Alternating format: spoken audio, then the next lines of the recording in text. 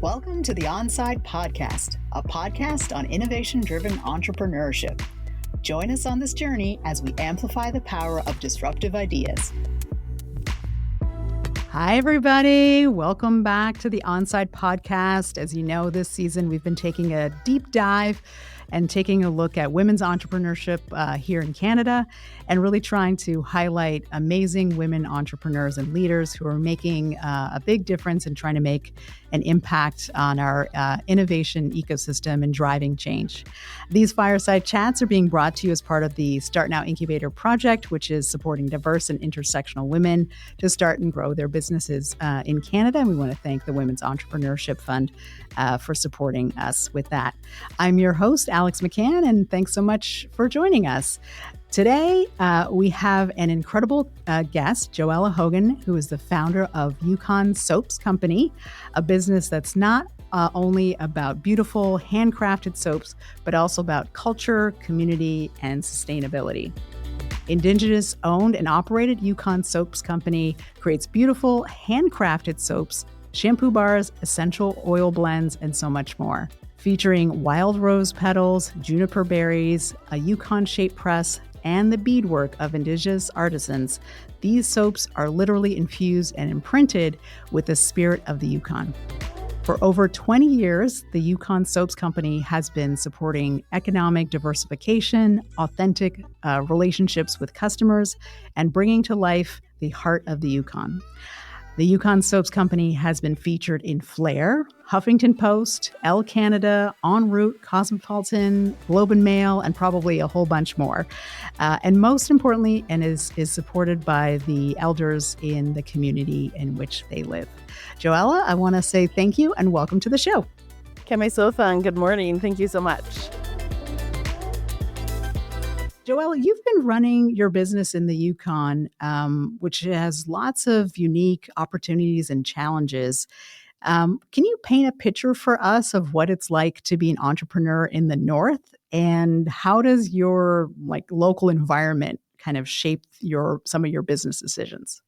Yeah, I mean, that's a beautiful way, I think, to start the conversation, that I feel so lucky in so many ways, but that I'm able to root my business in my community, that it's able to be guided by my culture, it's carried by the land, and is really held up by the people. And so I could have been making soap anywhere, really, but I feel that the business has been successful, and I have just been supported so much by having it in this tiny little community in central Yukon, 4 hours north of Whitehorse, just over 400 people. And it's really beautiful. And I guess because, I'm born in the North, raised in the North, I've created this business in the North, I don't really know what it's like to not have a business in the North. So sometimes it's hard to compare, but certainly challenges, but also so many beautiful opportunities. I guess that's a good point. They say, does a fish know that it's in water, right? You're there. That's where you're doing your business. What's one of the things that you really find is a unique opportunity for being up in your community? You mentioned you're surrounded by 400 people. What's an interesting opportunity that you've been able to experience as a business owner in the North or in your community?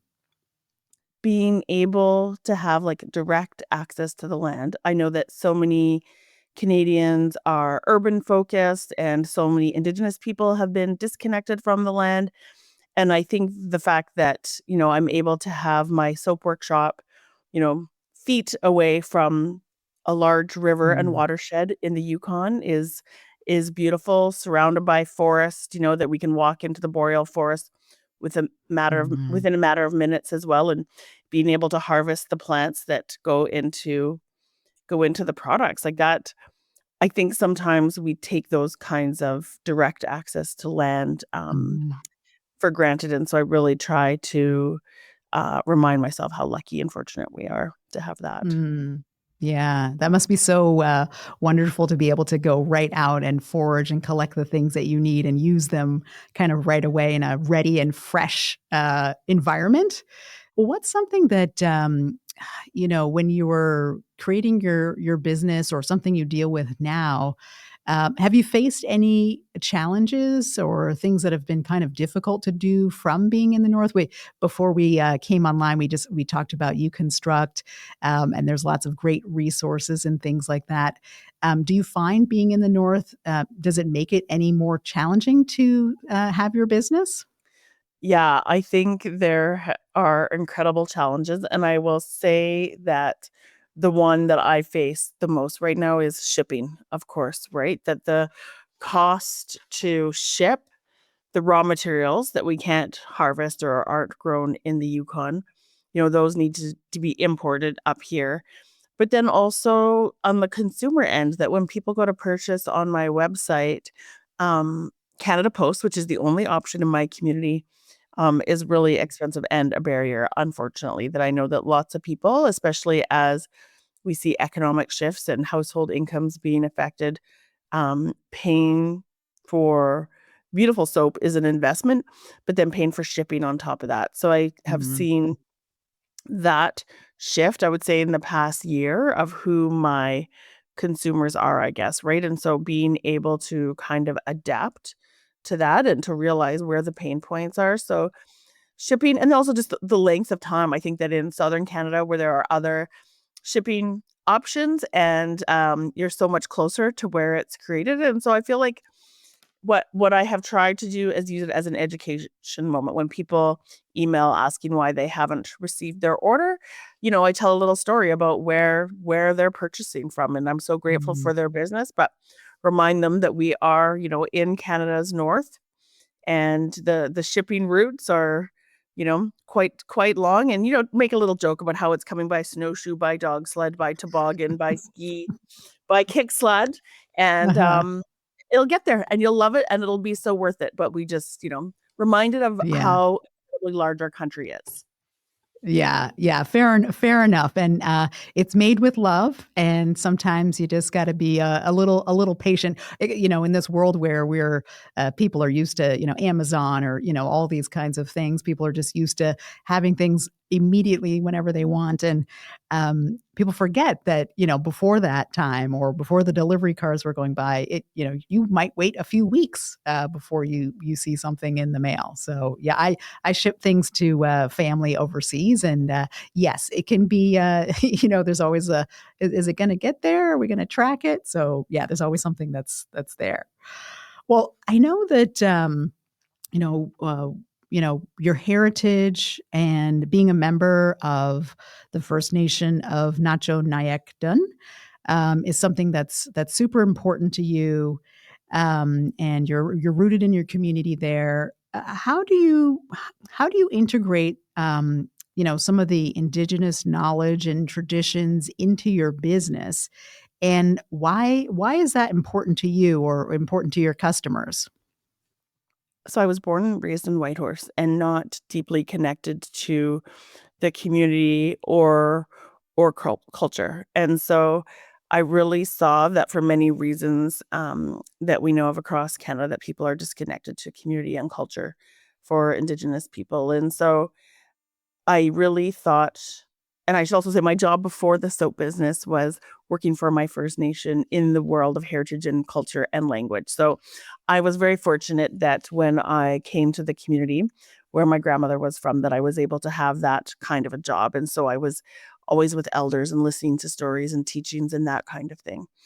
And so when I started to grow my business, I really saw an opportunity for me to relearn and reconnect to language, land, and culture through my business. And then next, I was like, I can use this as an opportunity for people that I bring into the fold of creating these products and selling.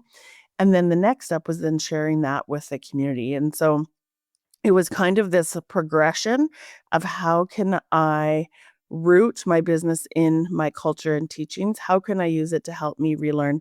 And then how can I share that? And I think one of the big Mm. teachings that we have for Northern Shoshone people, which is the cultural group that I come from in Central Yukon, is four teachings of respect, sharing, caring, and teaching. And so I really Mm. try to do that in all aspects of our business, not just putting it on a label or a package, but really rooting it in ourselves. And so we have conversations amongst our team like what does that mean? What does that look like on a practical day-to-day Mm. business? And then being able to share that with other people. I love that. I love that. Yeah, we've had different great women entrepreneurs on our show. We've been lucky that we've been able to find so many from so many different diverse backgrounds, and really bringing out the community aspect or their cultural values is something that we see quite a lot with women entrepreneurs, and trying to or find their purpose and then reflect that back into the brand. Is that something that you are there any products that you are making now that you feel um, hold or house that kind of traditional knowledge or your purpose in your products? Yeah, I guess I would say all of our products do in how we harvest the plants, that is a big component of it, is getting people back on the land, harvesting with care, and not just, picking to fill their bucket to give to me to get paid and to have that reciprocal relationship, but going beyond that in reminding people on how to connect to the land, how to give thanks, and also teaching the language that we use to harvest plants. That's a big part of it. So all of that really goes into the smallest products, whether that's, a bath salt or a soap. Okay, okay. And it sounds like you work with your team and your staff, and there's a deeply sort of rooted way or an intentional way that you're trying to do it. So it's not just grab grab whatever you see out in the forest and fill it up, but really thinking about what you're doing and being connected while you're doing that, so that to me, I would say good vibes or good energy are put back into the product, which is really what people are looking or excited about trying your soaps, because they would be so unique, and made with your intentions and good thoughts. So I really love that. I really love that. Well, one of the things, so you've been doing this for a while, and you're the leader of your group, Mhm. and one of the things we think about here at Onside, and also with our Start Now incubator for women, is really thinking about women in positions of leadership in their businesses and in their community. As a woman entrepreneur, are there some, and especially you're in the kind of consumer goods space, so you have like hard tangible products. Are there certain challenges that you have faced as a woman entrepreneur? And do you think that there are some things? I feel like this is a loaded question, but do you think that there are some things that the business environment and the industry could do better to support women led companies? Oh, absolutely. I mean, I think just creating the space for women-led businesses to shine and being able to bring those voices to the forefront. I often think of um, a friend, Tira Fraser, who owns an Indigenous woman who owns Esqueo Air, an airline out of British Columbia. She said it so best, and this is, I can never say it exactly right, but um, investing in Indigenous women-owned businesses is the most swift pathway to economic reconciliation in our country, and I just think that's such a beautiful way that we know how much impact, women-owned businesses have on community and supporting each other in a different way. I think what's kind of missed from that is the truth part of Truth and Reconciliation, where that for so long women weren't allowed to be a part of the economy and to own businesses or to have their own bank accounts and that kind of thing. And there's been so much growth, but there's still so much more room for um, women in leadership and women in business. Absolutely. I think Mm, the challenges that I would say I face are probably more from being First Nation as opposed to being a woman. But I think that's partly the nature of the business that I have, that it's, it's soap, it's wellness. In the industry, it's still very much seen as like a craft or a hobby and not a Mhm. legit business, right? I imagine if I was in a male-dominated field, I would see that impact or that gap a lot more. Mhm. Mm, interesting, interesting. Yeah, it's interesting, I was reading some, statistics from there's a group, the Women's Entrepreneurship Knowledge Hub, and, Mhm. they actually say that, amongst, Indigenous-owned businesses, that Indigenous women, I think it's around 23% of all Indigenous-owned businesses, that Indigenous women have about 23% of that share, which is higher than the majority and the Canadian average. So, Indigenous women are making strides in those spaces compared to others. Still, overall, like the number of Indigenous businesses in terms of like making that economic contribution that you're talking about, getting more women to be able to have their businesses. That's something that's really important.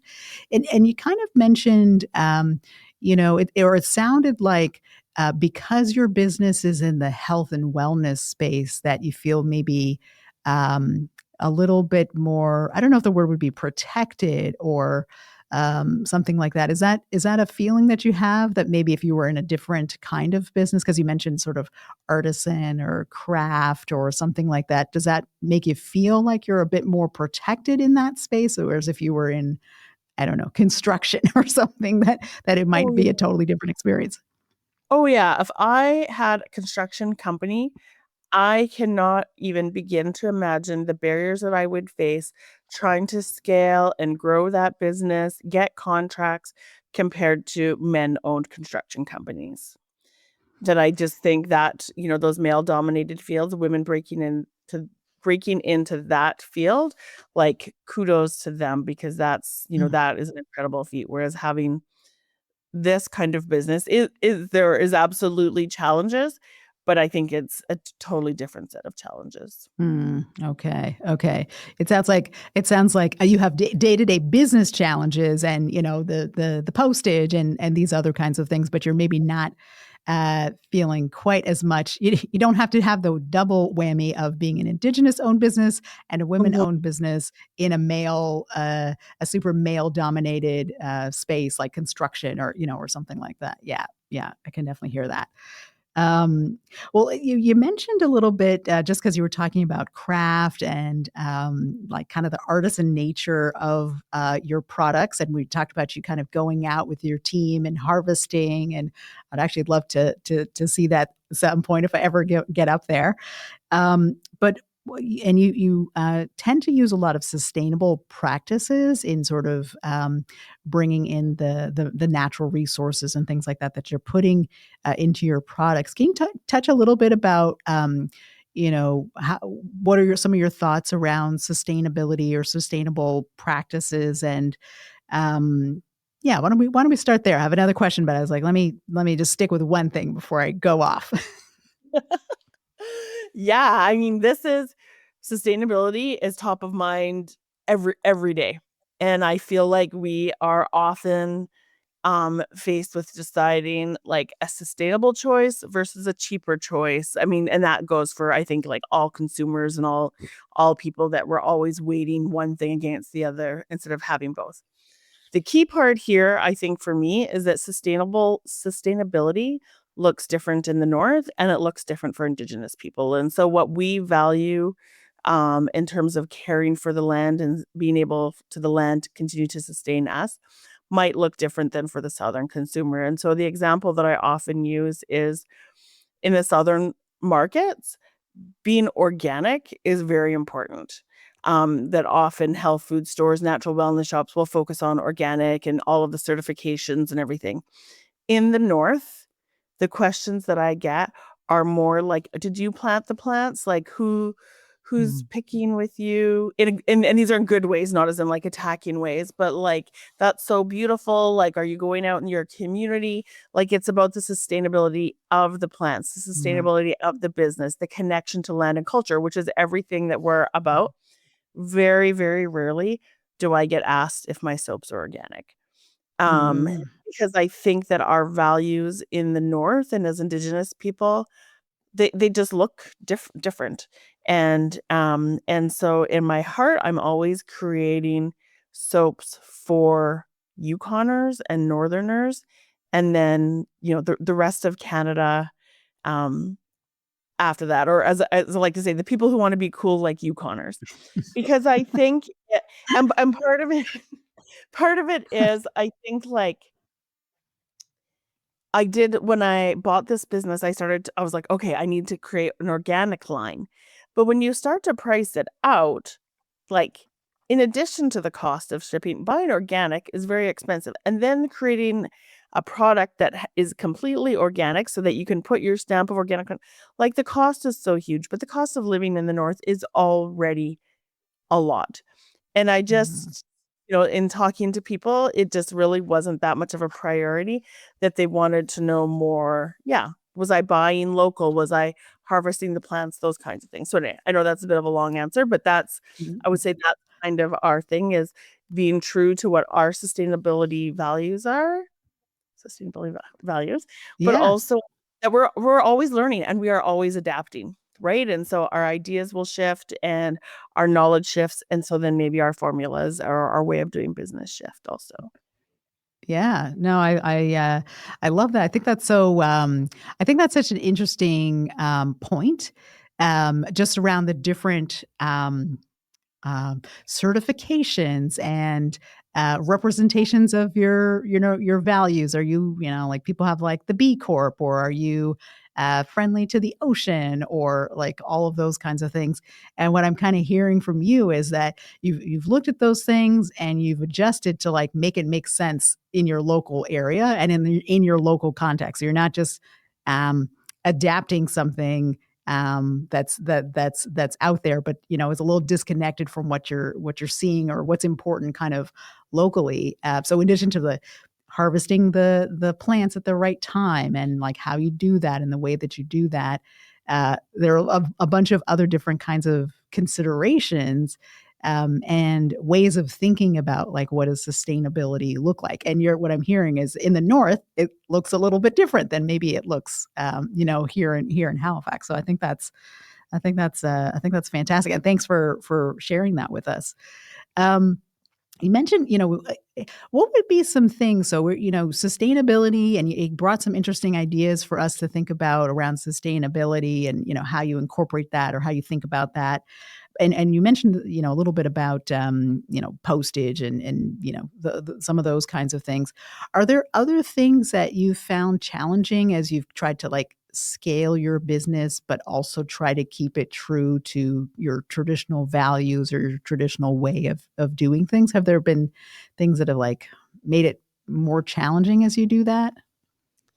Yeah, and this is a conversation that I have had a few times with other Indigenous entrepreneurs, including last night. There was a from from the 3 territories that we're talking about scaling and metrics for success. And I think, um, one of our realizations, and it was said beautifully by, our friend Nooks Lindell, who's a graphic design artist, in Nunavut, but he talks about, that it's okay to say no to growth, that scaling, which is a very, like, Western metric of success, Mm. isn't always important to us, and so it's okay to say no, and sometimes just having your business plateau so that you can have a work-life balance, you can have traditional activities in your calendar and being able to have that part of a good life, that having that kind of different balance is also a metrics of success, that it's not always about growth, and I think about that a lot because a few years ago, I built a soap shop here in Mayo to get production out of my house. So that was a huge shift. But I realized before it was even finished, it wasn't big enough for the demand. And so I was really at a hard place because I thought, I confident that I could get, another mortgage, a bigger mortgage, or I could get investors to build a bigger workspace here for sure. But at the end of the day, who would work there? My community is only 400 people. Our labor pool is only so small. And so then that would mean bringing in workers from outside of the community and having housing. But that's not my model of supporting the community if we're adding growth and infrastructure and that kind of thing that way, right? So I was like, okay, I need to find a way to grow and be successful that doesn't necessarily mean a bigger workshop and bigger production in the community. And so I feel like we're often faced with those kinds of challenges. That's interesting. Yeah, that's I'm thinking about a company here in Nova Scotia that's kind of in the Cape Breton region, a rural area as well, that was growing and growing, growing, and they had the same thing of trying to. If they kept growing, they also would need to get housing in a very small community, Mhm. and the logistics to do that and the impact to do that was tricky or challenging. And so figuring out how to do that and how to grow well, I guess grow well, so you're not just growing astronomically for no reason and having a negative impact, I guess, in your local community. Yeah, Exactly. I wish I should have been there last night to get that to get those insights and thinking about that. Yeah, yeah. Um, well, you talked about kind of growing, or you just mentioned kind of growing well, and you're in a consumer packaged goods or hard goods area. You have your soaps and your oils and all the wonderful things I saw on your website. How do you approach sort of branding and distribution and kind of growing the market for your product? Because your website looks amazing. I mean, you're sending stuff out through the mail. How do you think about that, or like, what's your approach to doing that? Probably not as strategic as it may look, that I feel like there is still a lot of chaos and randomness and a beautiful magic, we'll say, happening behind the scenes. And I have a great team. I have a lovely young woman from our community, First Nation member, who does my website. And it's yeah, I'm super lucky to have that. And so she actually helps me with a lot of the branding because I realized that that was not my skill set. That I have like bigger vision kind of skill set, but when it comes down to details, and so I think that was something I learned earlier on, was bringing people into my team who had the skills that complemented what I, and part of that is hiring young people, to complement me and to have those kinds of ideas. Um, and so I think in terms of like branding and messaging, you will have seen we try to include our language on there and specifically messages around mental health. That was really important to us, not to just have the word for the plant that we're using, but when people are washing with our products or having a soak with the bath salts, that is all a part of self-care and taking care of ourselves, and then our community is, that's all part of mental health wellness. So we wanted to include that in our packaging. And then we also strive to support our local artists and include our artwork on different packaging. And that has been so successful because our people are so, so proud when they're able to see themselves, their relatives, their community featured on our products in shelves across Canada and going out to businesses across Canada, featured in magazines. And I think that's pretty exciting. And so I really see our packaging as being able to tell the story of a northern community. Mhm. Yeah, I can only imagine. That's really great. And you talked about kind of showcasing folks, your traditional knowledge, people, all those kinds of images and things like that to show and represent your community. And you talked a little bit about bringing young people and youth and things like that. And I know another thing that you've been particularly focused on is around economic empowerment or economic diversification. What are some things that you're kind of passionate about in that space, and what made you? I mean, I guess I think I know, but let's for our audience, what made you excited, or what made you want to focus on economic empowerment in your community? I mean, there's so many reasons, but when people think of the Yukon, I think they mostly think of mining and the gold rush and the Klondike and that kind of thing. But that's not necessarily our story to tell. And I think our part of that story is more tragic and sad in terms of loss of land and resources and culture and all of those shifts that we saw. So what I try to focus on is the economic opportunities that we now have in our community, and to reimagine, I think, a future that is different, where our people do have a voice, our people do have are able to buy land and to have businesses and to support themselves and their community, and that those businesses can be whatever you want them to be, but they can also support culture and connection to land and language that I talk about so much, and that doesn't need to be separate, that we can have those businesses that are rooted in culture and reconnect. And that's actually what I think when our elders and leaders created our self-government agreements. And so for Canadians, if you're not familiar with self-government, please look that up. Our First Nation was one of the first four in the Yukon and across Canada to create those agreements. And it was all about empowering our people. And I really, truly believe that they saw our people having businesses that were different and rooted in culture and language. And so I Mm-hmm. try to encourage people to test out entrepreneurship and to have their own businesses. So, whether it's kids having a lemonade stand or helping me to make a different product. I often use lip balms because people are like, "Why don't you make lip balms?" And I'm like, "Why don't you make lip balms? Let's figure this out together. Why don't you do tea? Well, why don't you do tea? Like, let's do this together. I can help you, and we can find ways to do that." And I think, there was a young woman in our community who is a part of the team, and she wanted to have a little shop in another community. And I said, "Well, why don't we do it together?